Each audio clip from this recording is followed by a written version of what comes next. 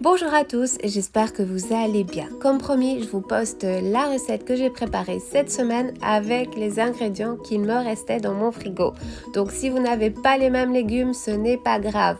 Faites vraiment cette recette avec les légumes qui vous restent. C'est vraiment des ingrédients qu'on a facilement à la maison. Allez, trêve de discussion, c'est parti.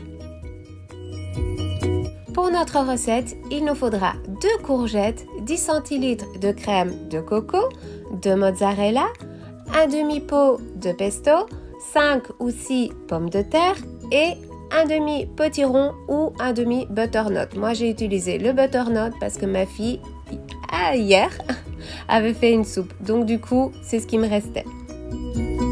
D'abord, nous allons rincer et couper en rondelles et en morceaux nos légumes.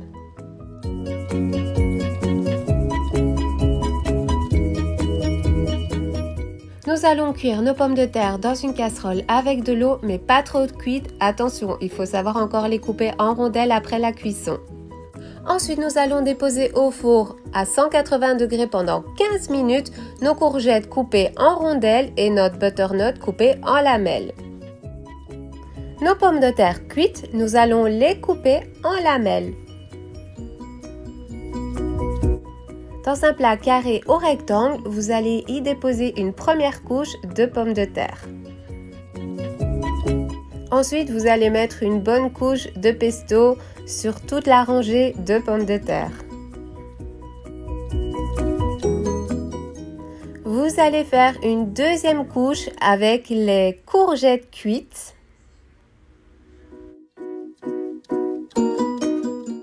La troisième couche, nous allons à nouveau déposer les rondelles de pommes de terre cuites.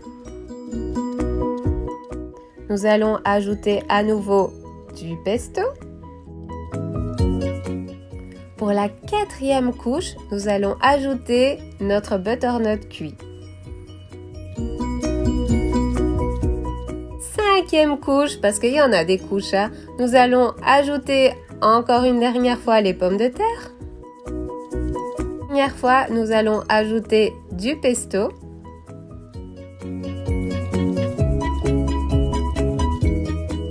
Pour la sixième couche, nous allons ajouter le reste de nos courgettes. Et pour la dernière couche, oui, je vous promets que c'est la dernière, nous allons déposer notre mozzarella. Et pour terminer, nous allons ajouter notre crème de coco ou notre lait de coco, direction le four, jusqu'à ce que notre mozzarella soit bien doré et bien fondu. Notre plat tout droit sorti du four, je vous promets que c'est super bon. En plus, c'est un plat qui ne coûte pas cher. C'est des ingrédients que normalement nous avons tous dans notre frigo. En tout cas, j'espère que cette recette vous aura plu. Moi, je vous fais plein de bisous. Vous pouvez mettre un petit like si vous avez aimé ou vous abonner. Moi, je vous fais plein de bisous et à la prochaine.